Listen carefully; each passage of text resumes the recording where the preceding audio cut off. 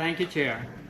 On behalf of the Indigenous Media and Communication Caucus to the United Nations, we salute the UN General Assembly for proclaiming 2019 as the International Year of Indigenous Languages.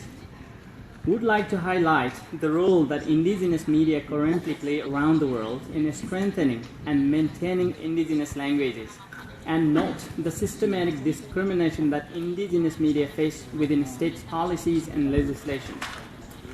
In many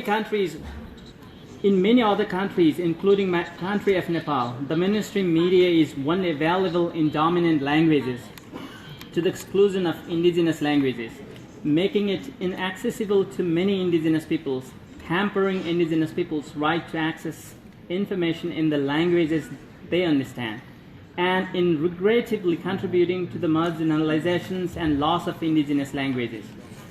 Meanwhile, around the world, Indigenous communities are making incredible efforts to establish media in own languages from, by, and for our communities. Article 16 of UNPFII guarantees Indigenous peoples the right to establish their own forms of media, and as Indigenous community media journalists from around the world, we are evidence that Indigenous peoples have wholeheartedly embraced this right to free expression, as it is crucial to maintaining our language and thus our identity.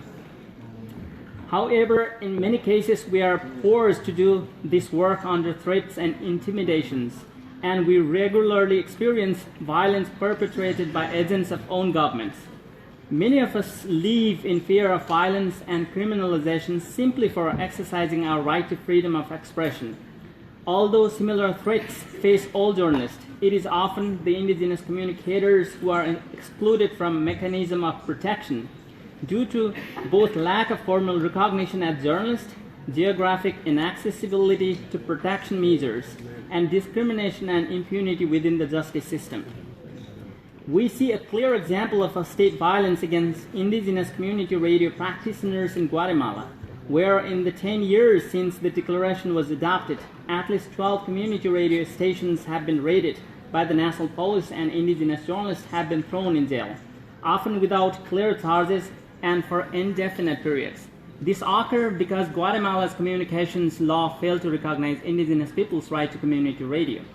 Despite recommendations from Guatemala's own constitutional courts, this forum, various special rapporteurs, UPR process, and more.